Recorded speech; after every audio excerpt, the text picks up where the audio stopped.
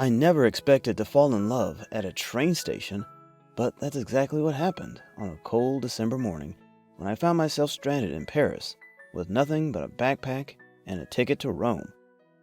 I had been traveling across Europe for the past 3 months, writing stories for various online magazines and blogs. It was my dream job, and I loved every minute of it. I had seen so many amazing places and met so many amazing people, and I didn't plan to stop anytime soon.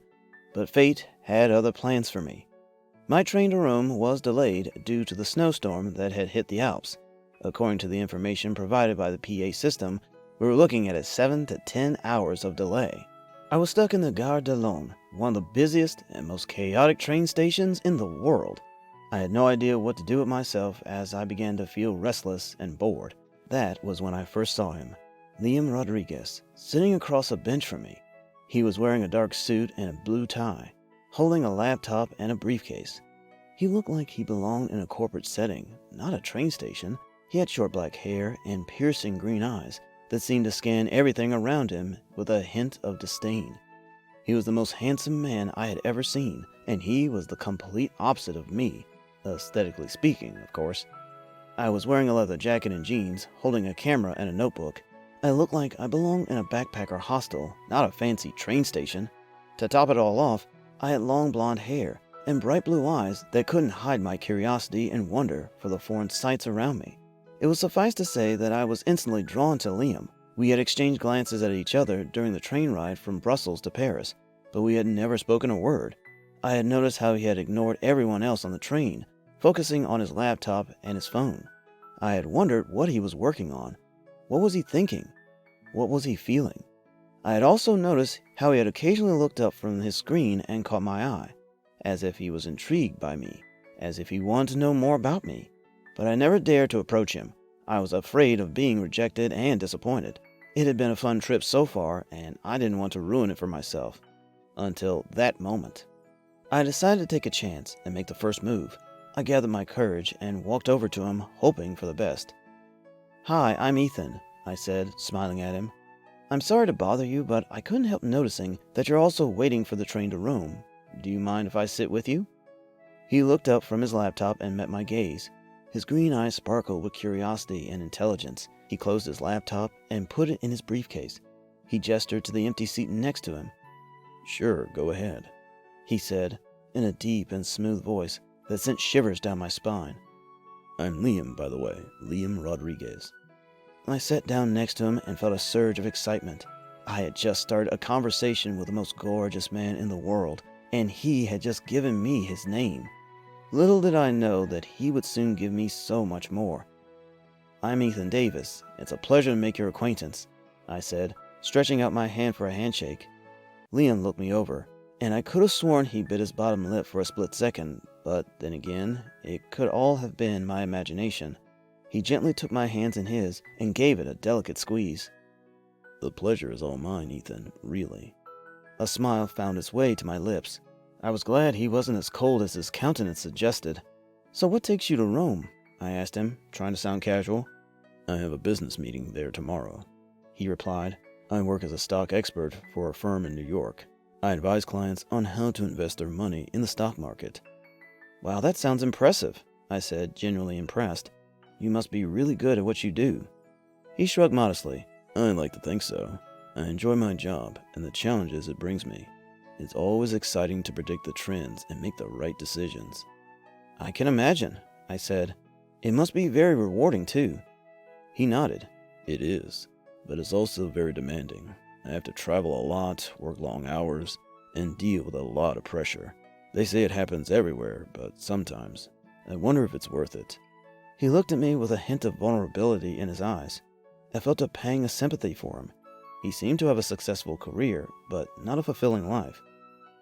"What about you?" he asked me, changing the subject. "What do you do for a living?" "I'm a freelance writer," I answered. "I write stories for various online magazines and blogs. I mostly cover topics related to travel, culture, and lifestyle. I've been on a course through most of the major cities in Europe. Rome is my last stop on this particular tour of mine, before I return to the States." "That sounds amazing," he said, genuinely sounding amazed. "I can tell you love what you do." I smiled. I do. I love my job and the freedom it gives me. I get to see the world, learn new things, and express myself creatively. It's always fun to discover new places and meet new people. I can imagine, he said. Then a smile split his lips. Let me guess, it's something you've always wanted to do. I nodded. It is, but getting it off the ground wasn't easy. I had to deal with a lot of uncertainty, competition, and criticism. But in the end, I guess it's all worth it. We laughed, realizing how similar and contrasting we were all at the same time. We both had doubts and fears surrounding our jobs, and despite their demands, we were both very invested in them. As we talked, I noticed that the train station was getting less crowded and more quiet. I checked the announcement board and saw that our train to Rome was still delayed. With no estimated time of departure, I felt a sudden urge to get out of the station and explore the city. I had never been to Paris before, and I didn't want to waste this opportunity. I wanted to see the Eiffel Tower, the Louvre, the Notre Dame, and all the other famous landmarks. I wanted to feel the magic and romance of the City of Lights. I turned to Liam and asked him, Hey, do you want to go out and see some of Paris? We have some time to kill, and I'm sure it's better than sitting here and waiting. He looked at me with a skeptical expression. He shook his head and said, No thanks. I don't think that's a good idea. We don't know how long the delay will last, and we don't want to miss our train. Besides, I have some work to do, and I need to prepare for my meeting in Rome. I can't afford to lose focus or time. I was disappointed by his answer, but I didn't give up. I tried to persuade him to change his mind. I said, Come on, Liam, live a little. You deserve a break. You can always do your work later or on the train. Don't you want to experience something new and exciting? Then I tentatively patted his hand. If you don't like it, we can always come back. He looked at me with a curious and conflicted expression. He seemed to be considering my words. Okay, Ethan. Okay, let's go. He hesitantly replied. We got out of the taxi and walked towards the Eiffel Tower. It was a significant sight, towering over the city with its iron lattice structure. It was shining brightly in the winter sun, reflecting the light and the colors of the French flag. I took out my camera and snapped a few photos of the tower and the surroundings. I also took some photos of Liam, who looked stunning in his suit and tie. He seemed a bit uncomfortable at first, but he soon relaxed and smiled for the camera. He even posed for me, making funny faces and gestures. I laughed and said, You're a natural, Liam. You should be a model. He blushed and said, No, I am not. I'm just a stock expert, and a very bad one, apparently. I can't believe I let you drag me out of the station. I should be working right now. I put my arm around him and said, Don't worry, Liam. You're not missing anything. Your work can wait. This is Paris. This is life. Liam sighed in defeat. He couldn't really refute anything I had said. So far, our venture to the Eiffel Tower had been nothing short of magical. I was able to talk to him into exploring more of Paris. We walked along the Seine, admiring the bridges and the boats. We visited the Louvre, marveling at the artworks and the architecture. We stopped by the Notre Dame, admiring the stained glass and the gargoyles. We ate some crepes and croissants, enjoying the taste and the aroma. We drank some wine and coffee, enjoying the buzz and the flavor. We had so much fun together. We talked and laughed and joked and teased. We learned more about each other and ourselves. We discovered new things and shared new experiences. It was nothing short of magical. Liam and I also saw a different side of each other. I saw him loosen up and be more playful. He saw me be more serious and be more thoughtful as I worked on finding the quickest route to our destinations. We were so happy and so immersed in each other that we lost track of time. We didn't realize how long we had been out until we checked our phones and saw that it was already past noon. We panicked and realized that we had to hurry back to the station. We didn't want to miss our train to Rome. We ran back to the taxi stand and hailed a cab. We told the driver to take us to the Gare de Lyon as fast as possible. We hoped that our train was still there, or at least not too far gone. As we drove back, I could sense how tense he had become, and it frightened me to imagine what would happen if we missed the train and he was late for the meeting in Rome. I looked at Liam with a guilty expression, hoping he wasn't too mad at me for making him miss his flight. I'm so sorry, Liam. I got carried away, sightseeing. I know you had important plans in Rome, and I ruined them. He smiled and took my hand, squeezing it gently. Hey, don't apologize. It's not your fault. I had an excellent time seeing Paris with you. You showed me things I never would have seen on my own. You made me feel alive. I blinked, surprised by his words. Really? You're not angry with me? He shook his head and leaned closer, his eyes sparkling. No, I'm not angry. I'm grateful. Grateful that I met you, and that I got to experience the Paris magic you've been talking about all day. I felt a warm flush on my cheeks, and my heart skipped a beat. The Paris magic? He nodded and leaned in to whisper in my ear. Yes, the Paris magic. The magic that makes you fall in love with the city, and with the person you're with. We arrived at the station before I could really process his words. Liam and I rushed to the platform. We looked for our train and our seats. We were both shocked to find out that our train was not even ready to move.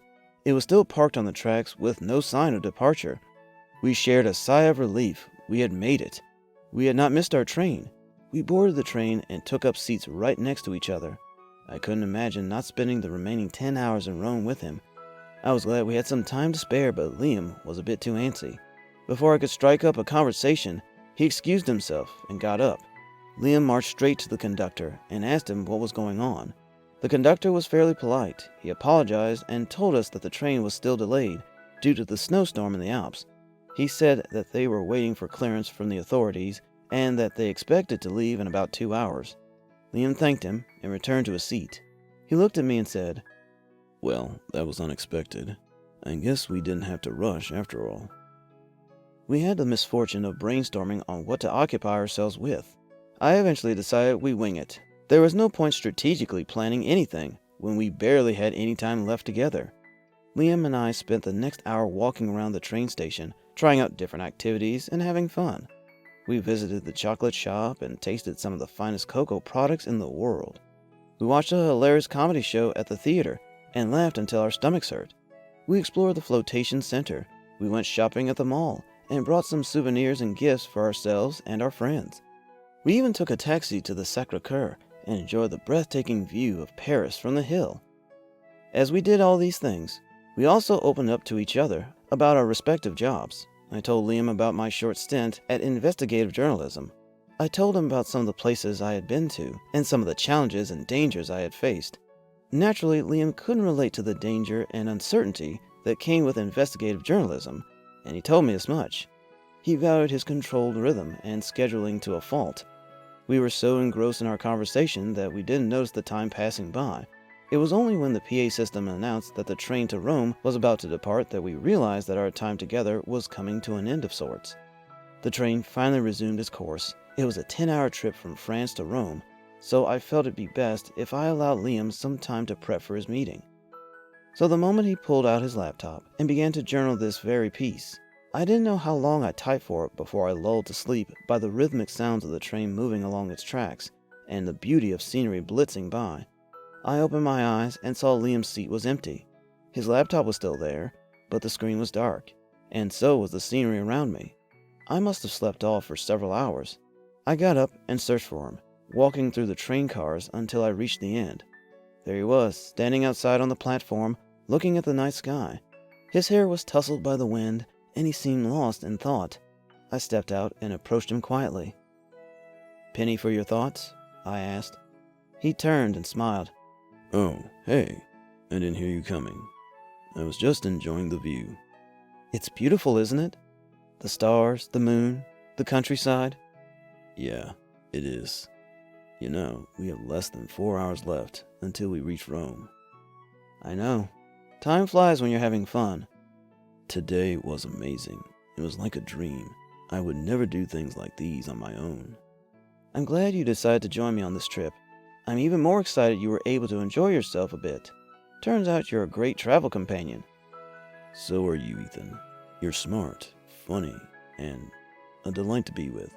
I feel like I've known you for a long time, even though it's only been less than a day," Liam said. I chuckled because I felt the exact same way. "Me too. I feel a connection with you that I've never felt before. Well, you know what they say. What happens in Paris stays in Paris." "Is that what they say? I don't want this to end.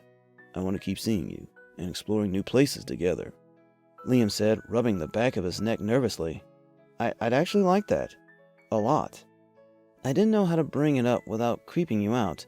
I never had a travel companion before, and I didn't want to scare you off, I explained. Liam took hold of my hand and asked, "Can I kiss you?" I'd be ungrateful to say no, I assured Liam as I closed the distance between us. I woke up the next morning, snuggled up next to Liam. He had draped his jacket over us as we slept soundly. We woke up as the PA system announced our arrival at Rome. I looked out the window and saw a bustling city, full of life and color. The train station was crowded with people, luggage, and vendors. It was a stark contrast to the quiet and elegant Paris we had left behind. As the passengers began to hurry to disembark, I turned to face Liam, who was looking at his watch. He caught my eyes and spoke. "Would you like to grab a cup of coffee? I've got about 15 minutes before my colleagues come to pick me up." We got off the train and walked through the busy station, dodging the crowds and the noise. We spotted a small coffee shop with a sign that said Café e Cornetti. It looked cozy and inviting, so we decided to give it a try. We ordered 2 cappuccinos and 2 croissants, and sat down at a table by the window. We could see the street outside full of cars, bikes, and pedestrians. It was a lively scene, very different from the calm and serene Paris. "So, tell me, what's Ethan like back in New York?" Liam asked me, breaking the silence. I smiled and took a sip of my coffee. Well, I'm a writer, as you know, so by default, I'm a little introverted and I like to keep to myself. I don't go out much except for my writing tours. I spend most of my time in my home office, working on my novels and articles, I said, listing everything I could about me from the top of my head. Liam nodded and smiled back. "You sound like a catch. I'm glad you found me, Ethan." I felt a warm blush in my cheeks. "Thank you. That's very sweet of you to say. What about you? What's Liam like back at home?" Liam shrugged and took a bite of his croissant. "Not much different from here, I guess. I deal with a lot of stressful cases and clients. I don't have much time for myself, or for anyone else. But I do have a nice jazz bar I go to on Friday nights to unwind. It's called the Blue Note. They play live music, and they have a great atmosphere. It's my favorite place in the city." I raised my eyebrows and chuckled. "You're a jazz fan? I never would have guessed that. You don't strike me as the type." Liam laughed and winked at me. "It shocks most people, but I love jazz. It's soothing and relaxing, and it makes me feel alive. You should come with me sometime. I think you'd enjoy it." I felt a surge of excitement and curiosity. I would love that. Liam smiled and reached for my hand. He squeezed it gently and looked into my eyes. "I hope so. I really like spending time with you, Ethan, and seeing the world through your eyes." I felt a flutter in my chest and smiled back. We leaned in closer and kissed softly, feeling a spark of electricity between us. We didn't care about the people around us or the time or the distance. We only cared about each other and the moment. We were interrupted by a loud voice that called out Liam's name from a few yards behind us. We broke the kiss and turned to see 3 men in sharp suits walking towards us. They looked like Liam's colleagues, seeing as they were all sporting a similar look. Liam said, sounding impatient and annoyed. Liam sighed and let go of my hand. "All right, Paul, give me a second." The person identified as Paul nodded and signaled the others, and they began walking back in the direction they came. Liam placed his hands on my cheek. He smiled and brushed his thumb against my skin. "So, this is it," I said softly. "This is where we part ways." He shook his head and pulled me closer. "Not yet. Not until I see you again." He was a foot taller than me, and he patted my head gently. "Don't worry, Ethan. I'll be done with my meeting soon, and then I'll find you. We'll explore Rome together, just as we did Paris." He kissed me gently on the lips again, and tucked his business card into my pocket. He whispered in my ear, "Call me when you settle down. I'll be waiting for your call." Liam grabbed his laptop and his suitcase and headed in the direction that Paul and the others had gone. He looked back at me and threw a small wave over his shoulder. I watched him go, feeling a mix of emotions. I was happy, sad, excited, nervous, hopeful, and scared. I didn't know what the future held for us, but I knew I wanted to find that out on my own. While I didn't have pressing matters to attend to in Rome like he did, I could stick around for a few days and recreate the magic in Paris with him. By the time the sun had all but disappeared from the sky, I rummaged my pockets for Liam's card and gave him a call. I restricted myself from reaching out earlier so he could focus on his work a bit. I had occupied myself by continuing my journal entries and catching up on some work I had swept aside. I couldn't wait any longer. I had to hear his voice. I had missed him so much since we parted ways at the train station. I wanted to see him again, to kiss him again, to be with him. We had the whole of Rome waiting for us. Hello. Liam's voice sounded tired and tense. Hi, Liam. It's me, Ethan. Hey, Ethan. I'm glad you called. I was starting to get a little worried. His words made my heart skip a beat. He had been worried about me. How are you? How did your meeting go? Not so good. The client is being difficult. She's having second thoughts about investing in my firm. She says she needs more time to think and analyze our proposed data. That's driving me up the wall. I'm so sorry to hear that. That must be frustrating. It is. I've been working on this deal for months. I've done everything I could to convince her. I've shown her the numbers, the projections, the testimonials. I've flown all the way from New York to Rome to meet her in person. And now she's stalling, playing hard to get, making me wait. He sounded so defeated and disappointed. I hated to hear him like that. I wanted to cheer him up. Maybe she's just nervous. Maybe she's afraid of making a big decision. She probably just needs some reassurance. Maybe that might just be the case. Or maybe she's just wasting my time. Maybe she's not serious about this. Maybe she's just stringing me along. Damn it all. He sounded upset but sad. I settled down on my bed and looked at the bare wall in front of me. In this moment, surprisingly, I didn't want to do anything other than to talk to him and tell him that it would be all right. Don't say that, Liam. Don't lose hope. You're a great businessman. You have what it takes to make this happen. You just need to be patient and persistent. You're too kind, Ethan. Thank you. It means a lot hearing that from you. You're welcome. I'm here for you, Liam. Don't forget that. I wish I could see you right now. I wish I could hold you. He sounded like he was longing and thus sounded tender. I'd love to hear him like that. I wanted to see him too. That would pretty much be a perfect way to end the night. You got any plans tonight? Sadly, I have to hold a strategy meeting with my team. I have to figure out how to close this deal, or at least keep it alive. I was disappointed, but I hope it wasn't obvious in my voice when I replied, I understand. Don't worry about me. Go do your thing. I'm sure you'll nail it. Thank you. You're the best. I'll call you later, okay? He sounded cheerful now, though I was glad he would carry the emotion well into the night. Okay, good luck, Liam. I'm rooting for you. Just as I was about to hang up, Liam's voice spoke up again. How about we meet up tomorrow evening for dinner? My schedule is all over the place, but I'm certain I could sneak off for an hour undisturbed. That's amazing, Liam. I cheered excitedly. I'm glad you agree. I've got to run now, but 7 p.m. tomorrow should work for me. 7 p.m. works for me too, I excitedly shot back. Lovely. I'll shoot you the address via text tomorrow, Liam said as he rustled around for the other end of the phone, probably writing down the time in his journal. He was meticulous to a fault. Have a good night, Ethan. I'll see you in a few hours, Liam said as he hung up. I collapsed onto the bed, clutching my phone to my chest. I would see Liam tomorrow. I couldn't wait. The next evening couldn't have come any sooner. I had woken up earlier that morning feeling excited and a little nervous. I checked my phone and saw a text from Liam. He had sent me the address of a restaurant near the Trevi Fountain, alongside a really adorable good morning text. I smiled and replied, Me too, can't wait, see you soon. By the time evening came around, I got ready and took a taxi to the restaurant. I explained to the host that I had a reservation for 2 under the name of Liam Rodriguez. He nodded and led me to a table by the window, where I could see the fountain sparkling in the moonlight. I sat down and looked at the menu. It was mostly Italian dishes, with some international options as well. I decided to order a pasta dish with seafood and a glass of white wine. I hoped Liam would like it. I waited for him, feeling a bit of anxiety. I wondered how this meeting went, and if he had any good news, because I really wanted to see Rome together with him.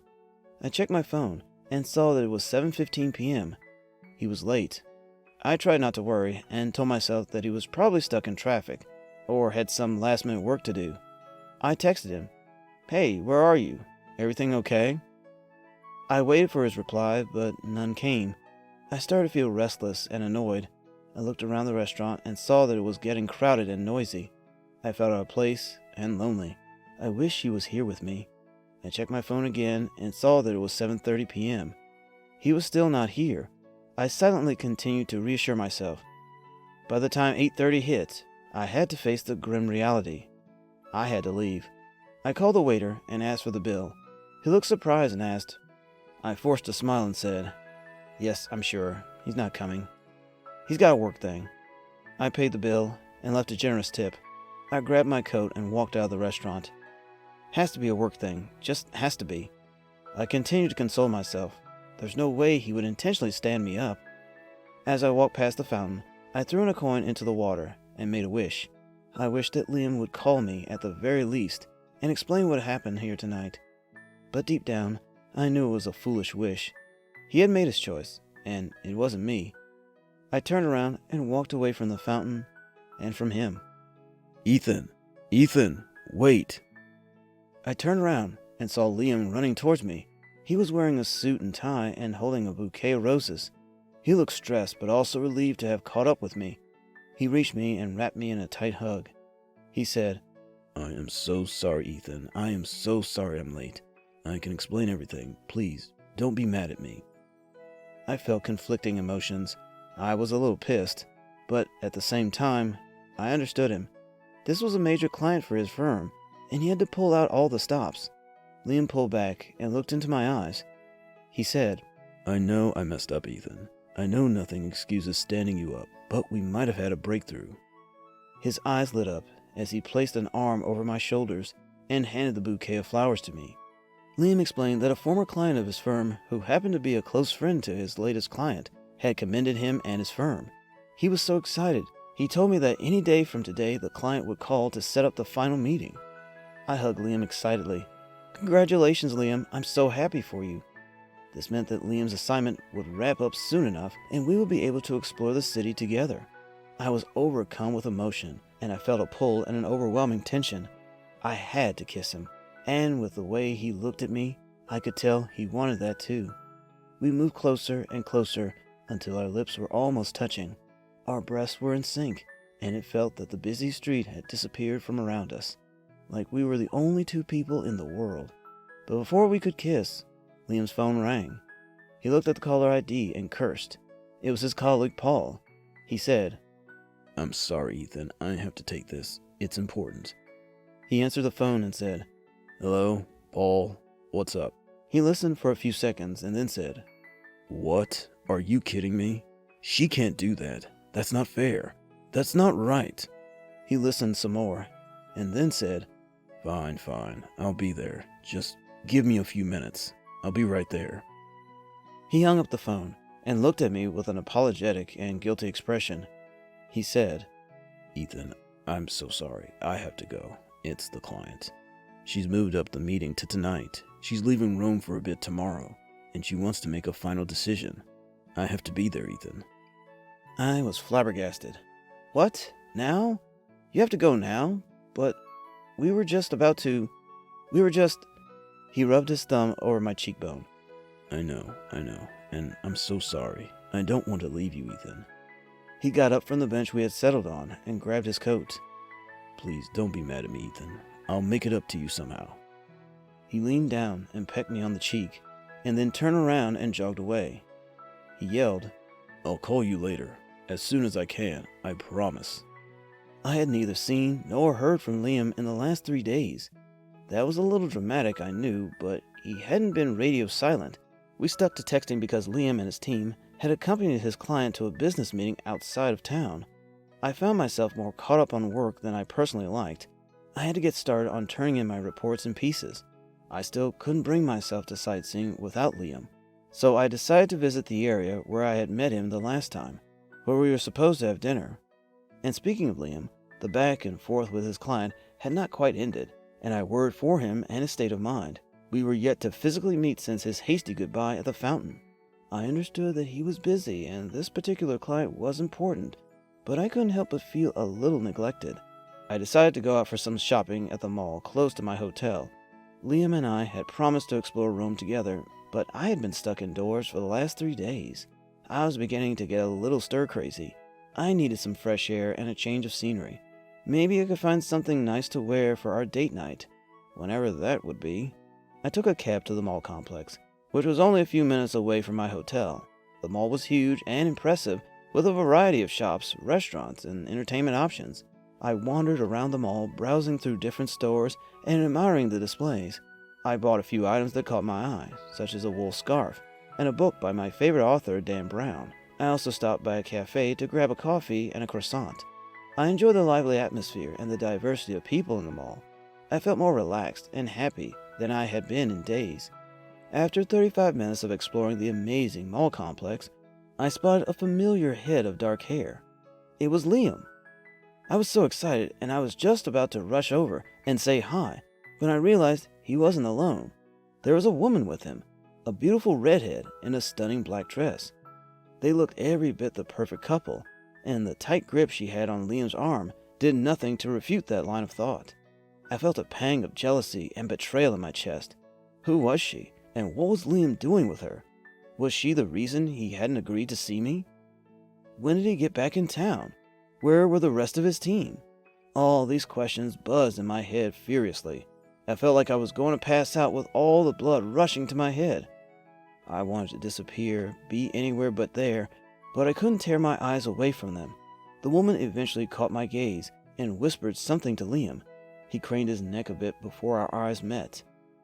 He looked shocked to find me there. I held his gaze for 5 seconds, hoping for an explanation or an apology, but he said nothing. I felt tears stringing my eyes. I turned around and speed walked away from them, into the busy crowd. I didn't want to face him or her. I wasn't proud of it, but I spent the large majority of the night bawling my eyes out. I felt cheated and fooled, because how could I have deluded myself into thinking a total stranger would feel something substantial for me after barely spending a day with me? I was glad I hadn't given Liam my hotel address prior, because he spent the evening blowing up my phone. I didn't want to speak with him or hear whatever excuse he might have had. Maybe I was overreacting to an extent, but I didn't really care. Exploring Rome was supposed to be our thing. He had no reason to do that with anyone else. Before I succumbed to sleep, I made up my mind to leave Rome as soon as I could and return back to the States. The more distance I put between Liam and myself, the better. The next morning, I sat patiently at the train station, waiting for the PA system to announce the departure of my train. I was eager to leave because I wasn't sure I had it in me to keep ignoring Liam's calls. He had been trying to reach me since last night, but I ignored all his calls and texts, except that one time when I angrily told him that I was leaving the next day. 20 minutes later, the PA system finally announced the departure of the train that was going to begin my long journey home. I joined the queue for the next few minutes, and just as I was about to board, I heard a familiar voice frantically calling out my name. I didn't need to look behind me to know that it was Liam. My plan was to feign ignorance. Surely, I wasn't the only Ethan at the train station. What I didn't expect was for Liam to squeeze through the line and firmly grip my hand from behind. Ethan, wait. Liam's voice rang through the bustling crowd on the train station, pulling at my attention. I glimpsed his determined figure pushing his way towards me, his voice echoing with urgency. I chose to feign ignorance, hoping Liam would take the hint and let me be. I had no interest in engaging with the man who shattered my heart. As I approached the front of the line, ready to hand over my ticket to the conductor, a firm grip seized my arm. Ethan, please, don't go. I need to talk to you. Liam pleaded, his breath heavy from the chase. Turning to face him, I met his eyes. I couldn't ignore the sight of his familiar green eyes and his tousled dark hair that I had hopelessly fallen for. What do you want, Liam? Haven't you caused enough damage? I snapped, my tone laced with a lot more bitterness than I would have liked. I need to explain last night, Liam implored, clutching my ticket in his hand. Despite my desire to board the train and leave him behind, Liam's persistence compelled me to pause. Reluctantly, I followed him to a quieter corner, steeling myself for whatever excuses he had prepared. "All right, Liam, talk, but make it quick," I demanded, folding my arms defensively. Running his fingers through his hair, Liam took a deep breath before meeting my gaze with sincerity. "Ethan, I'm sorry. I never meant to hurt you. My meeting ran longer than expected. It was crucial for my firm. I had to see it through," Liam explained. "So you saw it through with that woman? The one with the red hair? The one you seemed so cozy with?" I retorted, my words dripping with scorn. I didn't like how vulnerable I sounded, but it was the only way I was capable of relaying my feelings. Liam shook his head fervently. "No, Ethan. You've got it all wrong. She was the client I told you about, Emelina. She insisted on celebrating the completion of the deal. It was purely professional." "Professional? Is that what you call laughing and holding hands?" I scoffed, my trust shattered. Liam winced at my words. "I understand how it looked, but it wasn't like that, I swear. I was merely being courteous. I couldn't risk offending her. She holds considerable influence in my industry." "I don't even know why I'm getting so worked up. It's not like you owe me anything," I angrily muttered. Liam shook his head adamantly. "No, Ethan, you mean a lot to me, and you deserve as many explanations as you want." He held my hand, and I allowed him to. I couldn't say no. "I wasn't kidding about what I said on the train. Please, don't leave me like this." His plea tugged at my conflicted emotions, stirring a whirlwind of anger, hurt, and longing within me. I wanted to believe him, to forgive him, to rebuild what we had only just started to build, but the fear of being hurt again held me back. "Ethan, please," Liam begged, his desperation palpable.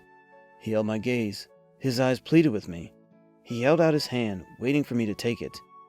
I felt a tug in my heart, a pull towards him. He was so different from what I was used to, but somehow, he made me feel alive. Somehow, he was the right piece to the jigsaw that was my love life, and I couldn't bring myself to discard him. Besides, now that he had cleared up his side of the story, I didn't really have anything to be upset about. I understood, though, that we would need to work on our communication a lot for this thing to work between us. We were new to each other, and so were the different facets of our lives. I sighed and looked at him for a second too long. What was I to do? The ticket was still in my hands, but when Liam stood there, waiting for a single word from me, I couldn't help but want to take this chance with him. Whether things between us would work out or not, that was for the future to decide. I looked at the train, then back at him. I took a deep breath and made my decision. I reached out and took his other offered hand, and followed him away from the train. The crowd parted to let us through. Even when I closed my eyes later that night, his relieved and smiling face burned into the back of my head. Maybe, I thought, it wouldn't be so bad to give this another try.